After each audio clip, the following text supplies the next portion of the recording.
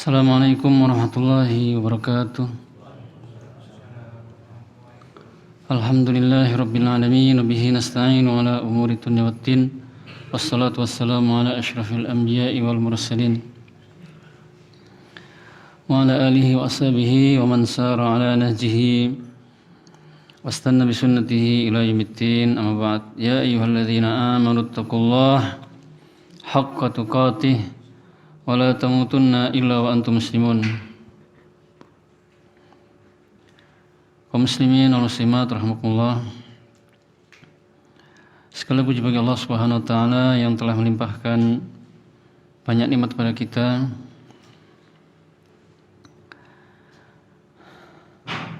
Sehingga pada malam hari ini atau maghrib ini kita bisa hadir di masjid yang mulia ini, Masjid Al-Furqan, untuk membahas kitab Syama'ilin Nabi sallallahu alaihi wasallam yang ditulis oleh Imam At-Tirmidzi rahimahullah. Semoga amalan ini diterima oleh Allah Subhanahu wa taala.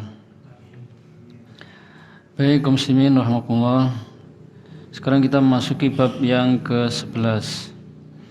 Qala al-muallif rahimahullah,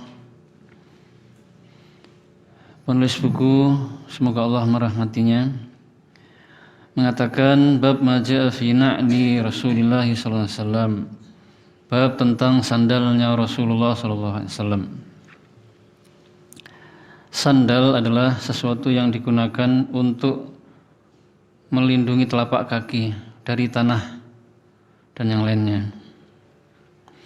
Dan bab ini menjelaskan tentang, berbicara tentang sandalnya Nabi SAW, itu modelnya seperti apa, bahannya dari apa, kemudian petunjuk beliau dalam memakai sandal itu seperti apa. Masalah memakai sandal ini sama dengan memakai baju. Jadi kita ini memakai sandal model seperti apapun, memakai sandal warna apa saja, bahannya dari apa saja, itu boleh, mubah, sampai ada dalil yang melarangnya atau mengharamkannya.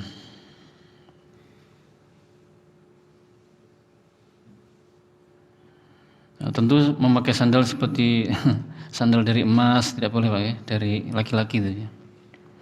Kemudian bahannya dari sutra tidak boleh. Kemudian sandal yang terbuat dari kulit-kulit binatang yang haram untuk dimakan, itu juga tidak boleh.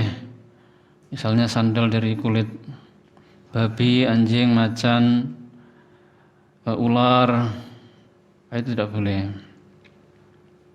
Termasuk memakai tas atau permadani dari kulit-kulit hewan yang najis itu atau yang diharamkan untuk dimakan, itu tidak boleh karena najis. Karena kulit-kulit seperti itu walaupun disamak tidak akan pernah bisa suci, gitu.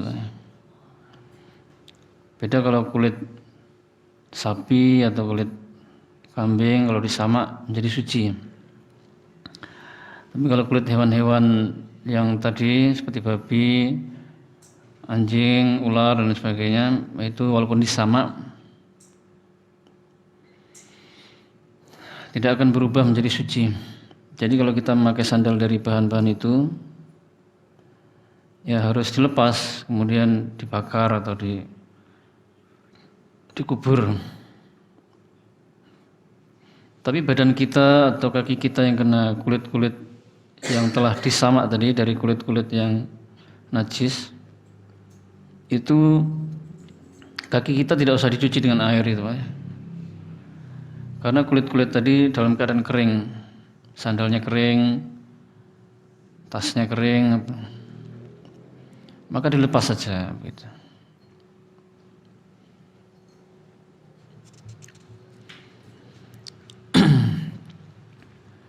Sekarang hadis ke-76.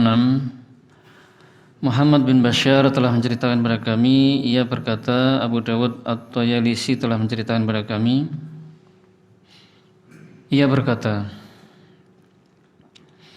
Hammam telah menceritakan kepada kami, ia berkata dari Qatadah seorang tabi'in dan ahli tafsir yang merupakan salah satu muridnya Anas bin Malik. Ia berkata, aku pernah bertanya kepada Anas bin Malik,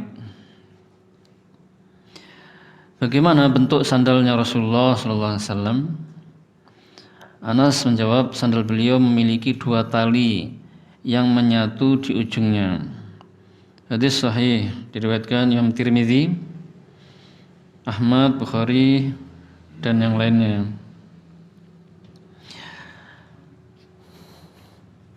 Di dalam hadis ini Anas bin Malik menjelaskan tentang bentuk sandalnya Nabi. Bahwasanya sandal beliau itu memiliki 2 tali yang menyatu di ujungnya. Misalnya ini kaki, Pak ya. Maka sandal beliau itu misalnya ini jempol, kemudian ini jari telunjuk, ini tengah, jari kelingking, jari manis. Maka sandal beliau itu ada 2 tali, yang satu ke pertengahan sini diletakkan di antara jempol sama jari telunjuk, dan tali yang satunya berada di sini. Gini Pak ya. Jadi sandal beliau bukan seperti sandal jepit. Kalau sandal jepit kan cuma 1 tali di sini saja. Kalau itu tidak, sandal beliau di sini talinya, dan yang satunya nyabang ke sini. Wallahu alam itu sandal model apa yang sepertinya kita belum pernah melihat, Pak ya.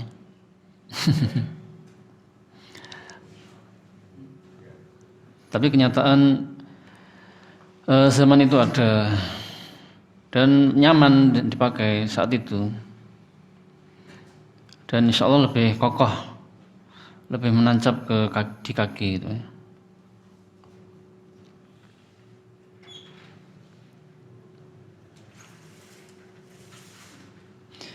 Hadis ke-77, Abu Quraib Muhammad bin Al-Ala telah menceritakan pada kami, ia berkata, Waqi' telah menceritakan kepada kami, ia berkata dari Sufyan, dari Khalid Al-Hadza, dari Abdullah bin Al-Harith, dari Ibnu Abbas. Ia berkata, sandal Rasulullah SAW memiliki 2 tali yang masing-masing bercabang 2. Memiliki 2 tali, kemudian bercabang 2. Sama dengan hadis yang sebelumnya. Hadis ini sahih, diriwayatkan oleh Ibnu Majah. Hadis ke-78, Ahmad bin Mani' telah menceritakan kepada kami, Abu Ahmad Az-Zubairi telah menceritakan kepada kami, ia berkata, Isa bin Tahman telah menceritakan kepada kami, ia berkata, suatu ketika Anas bin Malik memperlihatkan kepada kami sepasang sandal yang gundul, tidak berbulu, dan memiliki 2 tali. Kemudian Thabit menceritakan kepadaku dari Anas bahwasanya kedua sandal itu adalah miliknya Rasulullah SAW. Hadis sahih diriwayatkan oleh Imam Bukhari.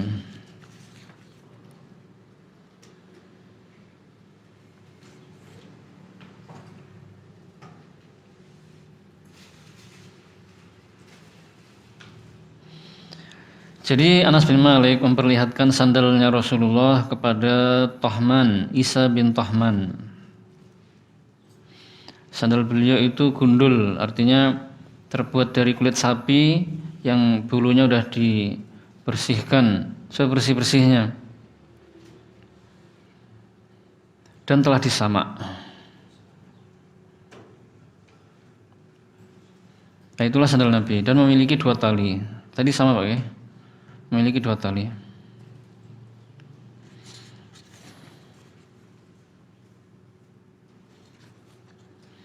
Karena sandal dari kulit sapi yang sudah disamak Itu ada yang bulunya dihilangkan bersih, ada yang dihilangkan tapi masih ada, dan ada yang kulitnya tidak dihilangkan, utuh berbulu.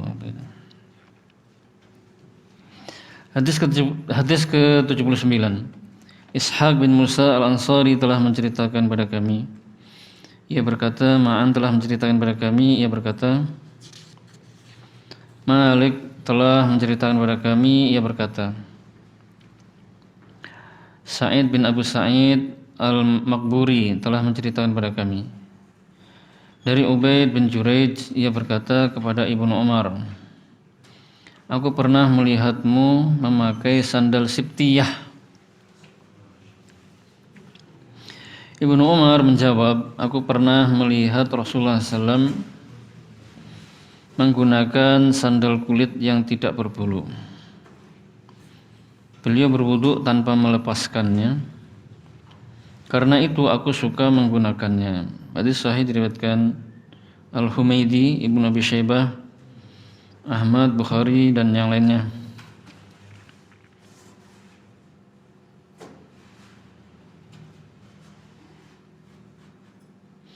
Suatu ketika Ubaid bin Juraij berkata kepada Ibnu Umar. Ibnu Umar itu anaknya Umar, namanya Abdullah. Umar memiliki dua anak namanya Abdullah dan Ubaidillah.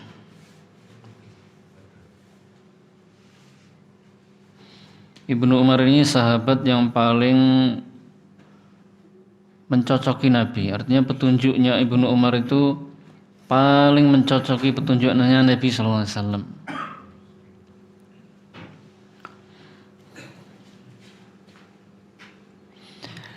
Ibnu Umar ini selalu meniru Nabi. Bahkan Nabi masuk ke jalan suatu jalan lalu buang air di situ. Ternyata Ibnu Umar suatu saat masuk ke jalan itu juga, buang air juga. Maksudnya saking mencontohnya Nabi. Jalan yang pernah dilewati oleh Nabi, dia melewati juga di situ. Walaupun hanya sekedar lewat, nanti baik lagi.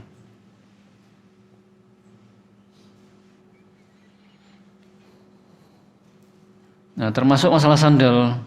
Rasulullah itu sandalnya itu sibtiyah. Sibtiyah itu artinya yang terbuat dari kulit sapi yang sudah disamak tadi. Yang memiliki 2 tali. Maka Ibnu Umar pun juga menggunakan sandal sibtiyah supaya sama dengan Nabi itu.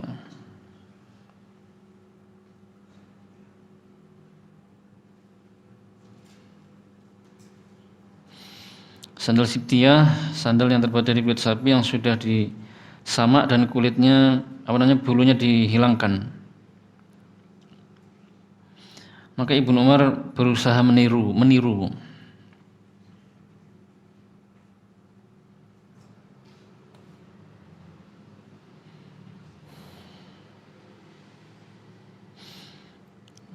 Hadis ke-80. Ishaq bin Mansur telah menceritakan kepada kami, ia berkata,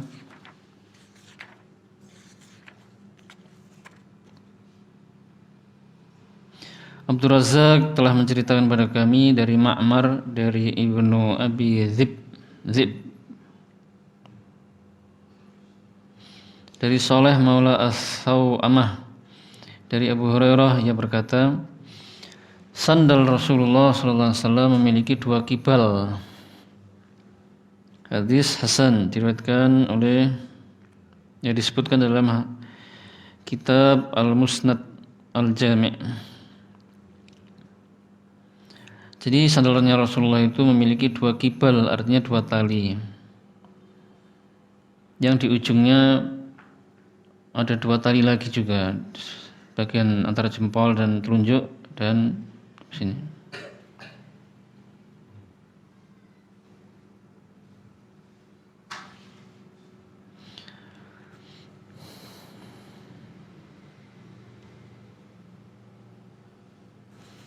Hadis ke-81. Ahmad bin Mani' telah menceritakan kepada kami, ia berkata, Abu Ahmad telah menceritakan kepada kami, ia berkata, Sufyan telah menceritakan kepada kami. dari As-Sutti. Ia berkata, seseorang yang mendengar dari Amru bin Huraith telah menceritakan kepada kami. Ia berkata, aku pernah melihat Rasulullah SAW mendirikan sholat dengan menggunakan sepasang sandal yang bertambal.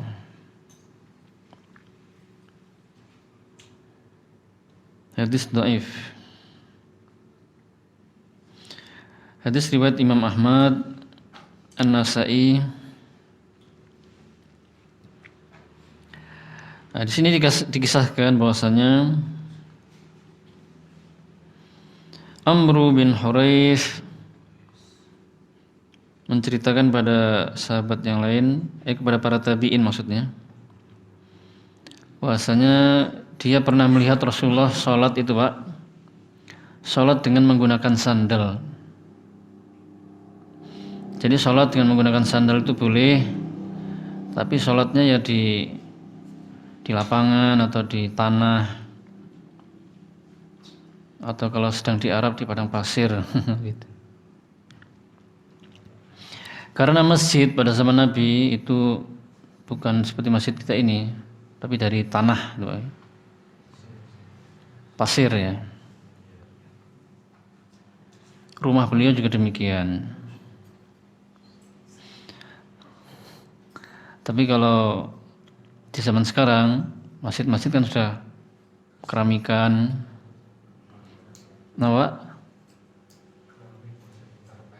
bahkan dikarpeti masih. Maka yang lebih baik, yang lebih pantas adalah tidak pakai sandal. Nanti kalau pakai sandal malah mengotori.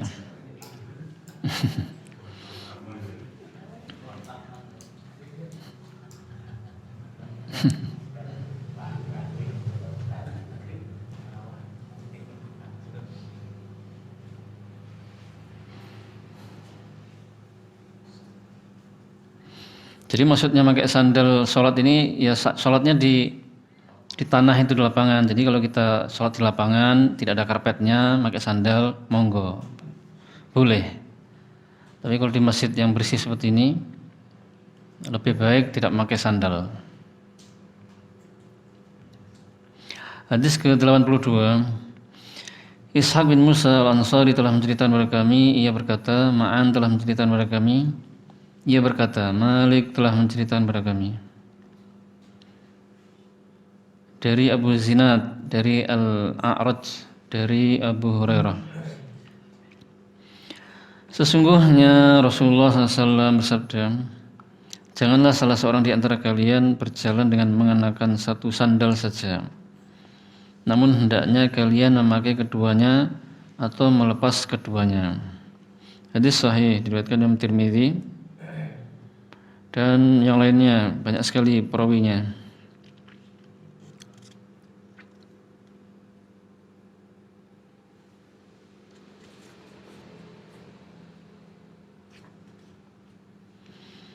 Nah, ini petunjuk Nabi dalam memakai sandal. Kalau memakai sandal itu ya dua-duanya, kanan memakai, kaki kiri terus memakai.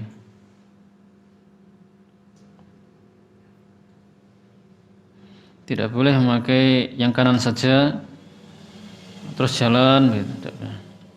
Atau memakai yang kiri saja terus jalan, sandal yang kanan tidak dipakai. Walaupun sandal yang kanan hilang di mana gitu, maka tidak boleh sandal yang salah satunya itu dipakai. Dibawa saja gitu. Kalau mau dibawa pulang tapi. Kadang di sebagian masjid itu karena jamaahnya banyak, apalagi ada anak-anak, sandal yang kanan misalnya di sini, sandal yang kiri bisa kemana? Oh ternyata jauh di sana. Gimana petunjuknya? Apakah yang kanan dipakai kemudian sambil jalan? Tidak. Tapi yang kanan ini diambil dibawa ke kaki yang ke sandal yang kiri, baru dipakai di sana. Atau ke sana mengambil sandal yang kiri itu dibawa ke sini, lalu dipakai hampir bersamaan.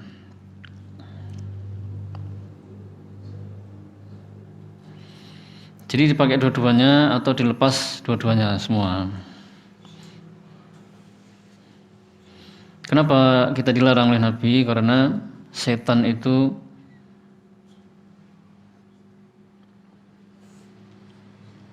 memakai sandalnya satu, berjalannya itu pakai sandal satu sandal saja. Maka supaya kita tidak menyerupai setan. Iya Pak, ternyata mereka juga pakai sandal. Hadis ke-83, Qutaibah telah menceritakan kepada kami dari Malik bin Anas dari Abu Zinad dengan riwayat yang semakna. Kalau warnanya berbeda gimana? Kuning sama merah.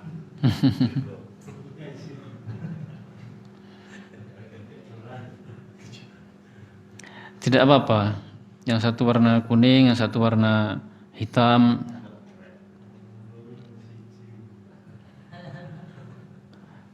Yang satu merah, yang satu kuning. Yang penting jangan merah semua gitu Pak ya.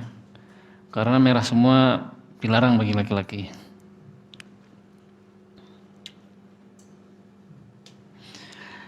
Hadis ke-83 ini matannya sama, hanya jalur periwatannya berbeda. Sekarang hadis ke-84, yaitu Ishaq bin Musa telah menceritakan kepada kami. Ia berkata, Ma'an telah menceritakan kepada kami, ia berkata, Malik telah menceritakan kepada kami dari Az-Zubair, dari Jabir. Rasulullah SAW, sesungguhnya Nabi SAW melarang seorang laki-laki makan dengan tangan kiri atau berjalan dengan satu sandal saja. Hadis sahih.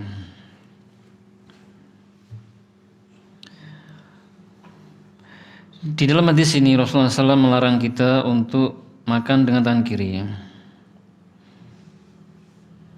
Karena setan makan dengan tangan kiri. Maka kita harus makan dengan tangan kanan. Kemudian kalau berjalan atau memakai sandal dan berjalan tidak boleh dengan satu sandal saja. Harus dua-duanya.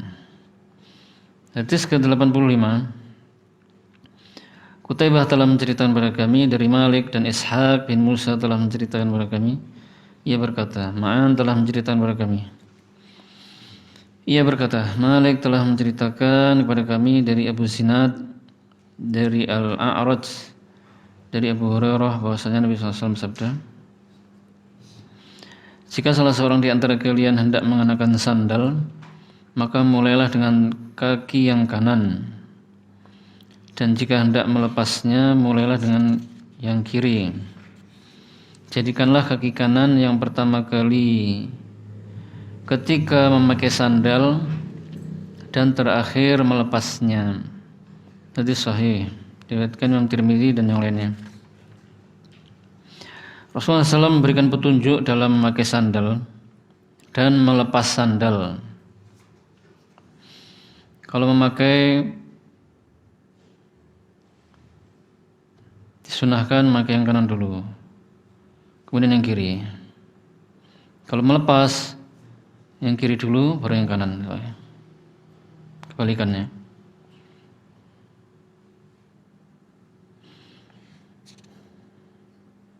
Begitulah Nabi dalam hal memuliakan atau dalam hal menghiasi, memuliakan dan menghiasi. Makanya makan dengan tangan kanan, pakai sandal dengan yang kaki kanan dulu, masuk masjid dengan kaki kanan dulu. Tapi kalau kaitannya dengan membersihkan kotoran dan yang lainnya dari petunjuk Nabi, itu dengan kaki ya, dengan yang kiri. Seperti istinja dan ya istijmar, yaitu dengan tangan kiri. Melepas sandal dengan kaki kiri dulu.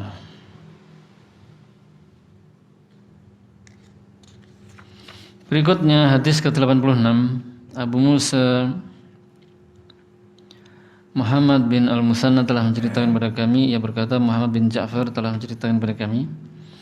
Ia berkata, Syu'bah telah menceritakan kepada kami. Ia berkata, Asy'ath bin Abi Asy'atha telah menceritakan kepada kami dari bapaknya, dari Masruq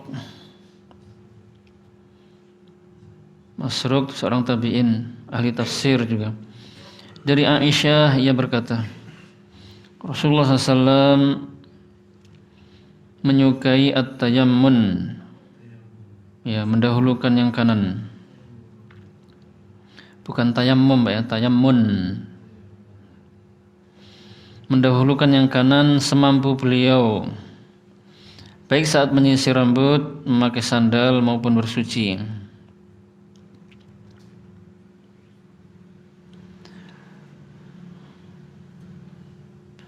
Di sini Rasulullah SAW memberikan petunjuk agar kita mendahulukan yang kanan semampu kita. Dalam menyisir rambut, hendaknya kita mulai yang kanan dulu, kemudian yang kiri. Yang penting yang kanan dulu lah. Kanan boleh, kemudian tengah atau kiri. Memakai sandal yang kanan dulu. Makan dengan tangan kanan.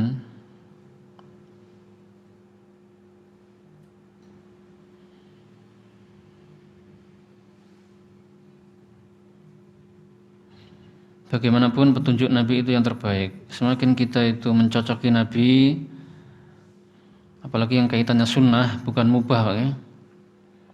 Yang kaitannya sunnah Nabi, petunjuk Nabi, baik itu yang hukumnya wajib atau yang sunnah, semakin kita mengikuti beliau, maka hidup kita semakin bahagia.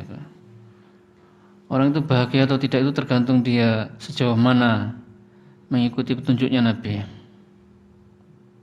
Semakin jauh dari petunjuk Nabi, maka dia semakin kurang bahagia. Kecuali yang kaitannya dunia, itu terserah yang mana saja, yang penting tidak boleh melanggar syariat. Hadis ke-87, Muhammad bin Marzuq Abu Abdullah telah menceritakan kepada kami, ia berkata, Abdurrahman bin Qais Abu Muawiyah telah menceritakan kepada kami, ia berkata, Hisham telah menceritakan kepada kami dari Muhammad, dari Abu Hurairah. Ia berkata, sandal Rasulullah SAW memiliki 2 tali. Demikian juga sandal milik Abu Bakar dan Umar. Adapun yang pertama kali memakai 1 kibal adalah Utsman bin Affan. Hadis dhaif jiddan.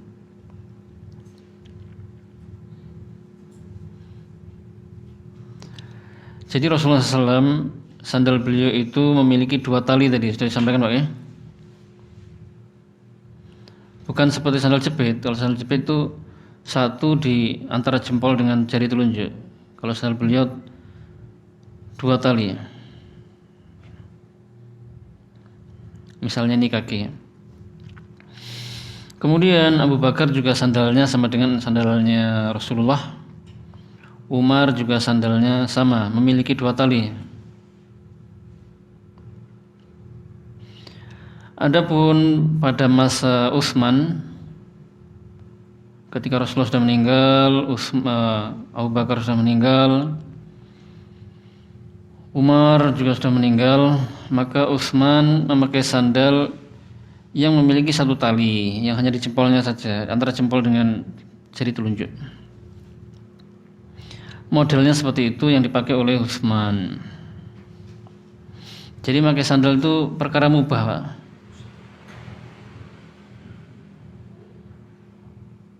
Mau yang model seperti apa saja boleh, selama tidak melanggar syariat. Apalagi wallahu alam model atau tren di masyarakat pada masa Utsman itu sandalnya ya 1 tali itu. Dan sebagaimana telah disampaikan, lebih baik kita itu mengikuti kebiasaan masyarakat.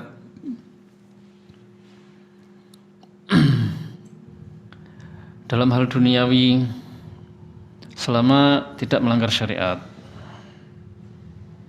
itu yang lebih baik. Berikutnya bab ke-12, Bab ma jaa fi khatami Rasulillah sallallahu alaihi wasallam. Bab tentang cincinnya Rasulullah sallallahu alaihi wasallam. Bab ini berbicara tentang cincin Rasulullah, modelnya seperti apa, bahannya dari apa.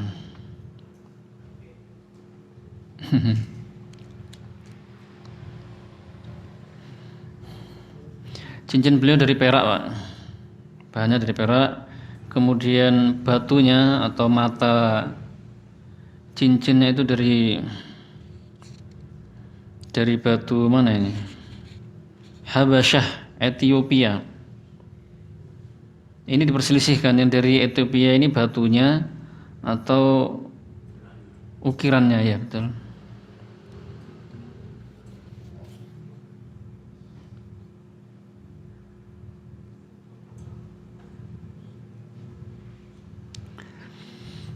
Kemudian bab ini juga menjelaskan Nabi itu memakai cincin tujuannya apa? Tujuan dari memakai cincin itu apa? Dan ternyata Nabi memakai cincin itu ketika beliau sudah hijrah di Madinah, Pak, pada tahun ke-6 Hijriah. Jadi beliau berdakwah di Mekah selama 10 tahun, ya. Kemudian hijrah ke Madinah. Di Madinah sudah tinggal menetap selama 6 tahunan, baru beliau memakai cincin. Sebabnya apa? Sebabnya karena beliau ingin mendakwahi raja-raja di penjuru-penjuru dunia, mengajak mereka untuk masuk Islam. Nah, ketika akan menulis surat kepada mereka, disampaikan kepada Rasulullah, kalau raja-raja itu tidak mau membaca surat kalau tidak ada stempelnya, dianggapnya tidak resmi gitu, Pak.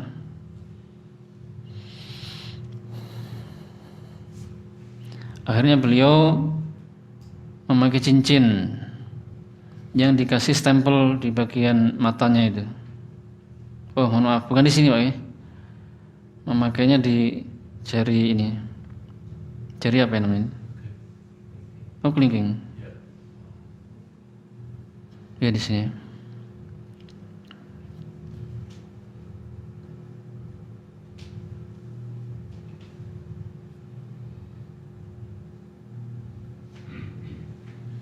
Ya, maka di sini. Tujuannya untuk memberi cap tadi. Maka hukum memakai cincin itu, kata para ulama, sebenarnya bukan sunnah, tapi boleh. Jadi jenengan kalau memakai cincin boleh-boleh saja. Maka di sebelah kiri boleh, di sebelah kanan boleh. Tapi kalau maksudnya untuk hiasan, ya itu yang lebih baik. Ya, ada perselisihan sebenarnya. Sebagian ulama mengatakan yang lebih baik di sebelah kanan karena untuk hiasan, menghiasi. Tetapi kalau seseorang itu memakai cincin tujuannya untuk stempel karena sangat dibutuhkan, ini tingkatannya sudah dianjurkan atau sunnah hukumnya. Seperti misalnya presiden atau hakim atau pesantren atau apalah itu. Ini sangat dibutuhkan stempel itu. Tapi stempelnya di cincin, Pak. Stempel sebenarnya nggak harus di cincin. Nah, itu boleh pakai cincin, dianjurkan bahkan. Nah, begitu.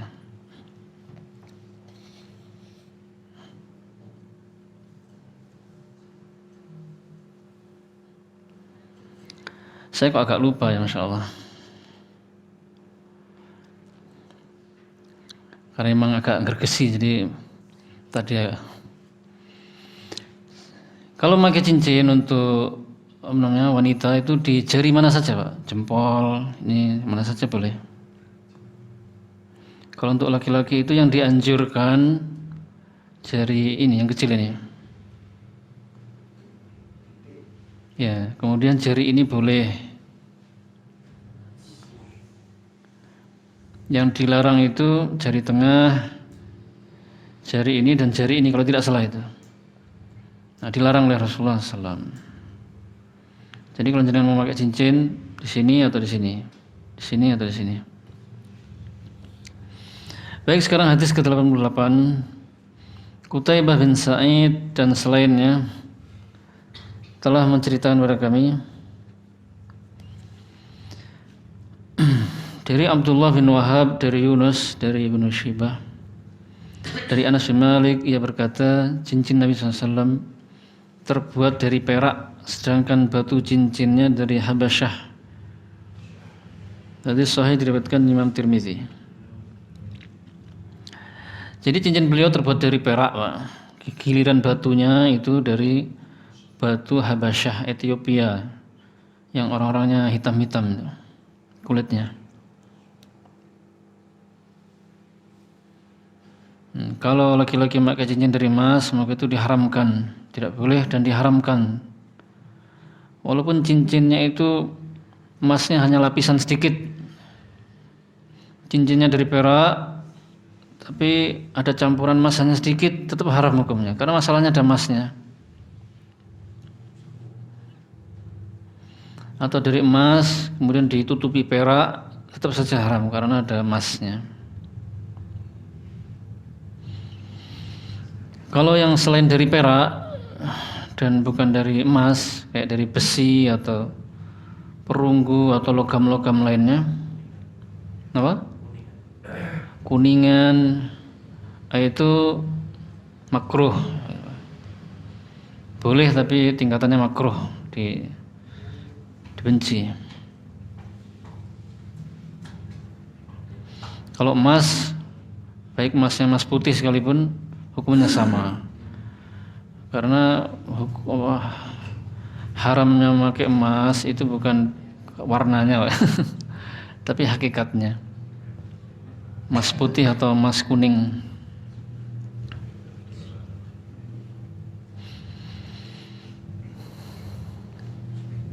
Hadis ke-89, Qutaibah telah menceritakan kepada kami, ia berkata, Abu Awanah telah menceritakan kepada kami dari Abu Bishr, dari Nafi', dari Ibnu Umar. Sesungguhnya Nabi SAW memiliki cincin yang terbuat dari perak. Beliau menggunakan cincin tersebut sebagai stempel, tetapi tidak memakainya. Abu Isa mengatakan Abu Bishr namanya adalah Ja'far bin Abi Wasyah. Hadis sahih. Di dalam hadis ini dikatakan Rasulullah memiliki cincin yang terbuat dari perak, tapi beliau menggunakannya untuk stempel, tetapi beliau tidak memakainya. Ini maksudnya gimana? Ini menunjukkan beliau itu memakai cincin itu, tapi tidak terus-terusan memakainya. Ya kadang-kadang dilepas gitu. Apalagi ketika beliau sudah tidak membutuhkannya lagi. Kan tadi kebutuhannya untuk nulis surat saja, Pak. Ketika betul-betul sudah tidak dibutuhkan, beliau tidak memakainya lagi sudah. Gitu. Diletakkan saja sudah, dan tidak pakai cincin. Gitu.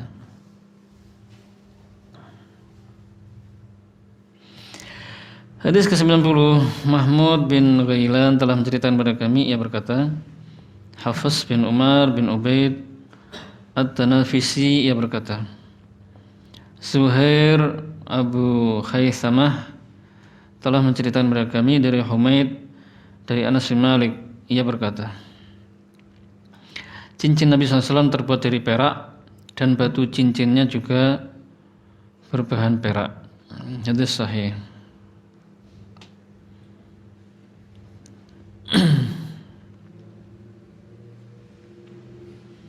Nah, ini sama Pak ya dengan yang sebelumnya. Cincin beliau terbuat dari perak.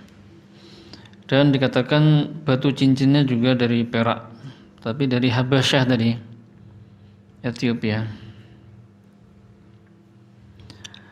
Dan telah disampaikan bahwasanya memakai cincin itu tidak sunnah, Pak ya? Hanya boleh mubah saja. Kecuali kalau dibutuhkan betul tadi, baru sunnah. Maka kalau ada orang mengatakan memakai cincin ini sunnah, ini tidak benar. Mubah saja. Tapi kalau memakai cincin untuk kebutuhan yang diperlukan betul, itu baru sunnah. Hadis ke-91.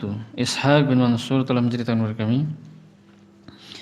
Ia berkata, Mu'adz bin Hisham telah menceritakan kepada kami. Ia berkata, bapakku telah menceritakan kepadaku dari Qatadah dari Anas bin Malik. Ia berkata, ketika Rasulullah SAW hendak mengirim surat kepada raja-raja non-Arab, salah seorang sahabat mengatakan kepada beliau, sesungguhnya orang-orang non-Arab tidak mau menerima surat kecuali surat itu berstempel. Kemudian Rasulullah SAW meminta dibuatkan stempel hingga aku melihat putihnya cincin tersebut di tangan beliau. Ini tadi telah disampaikan, Pak, ya?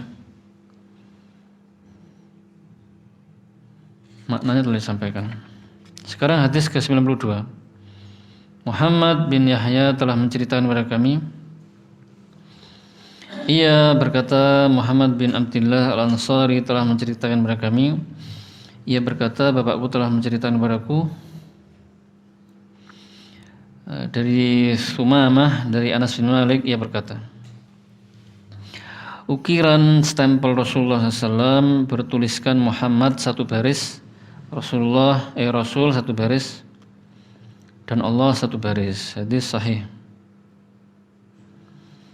Jadi cincin beliau itu di bagian batunya ada stempelnya, ukiran stempel, yang kemudian kalau mau menyetempel dimasukkan ke tinta, ditempelkan. Ukirannya itu bertulis 3 kata.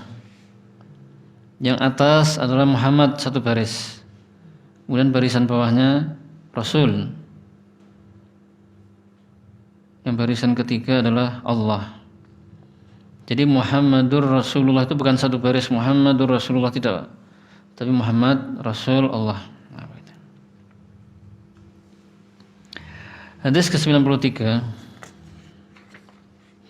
Tinggal 3 hadis lagi, Pak.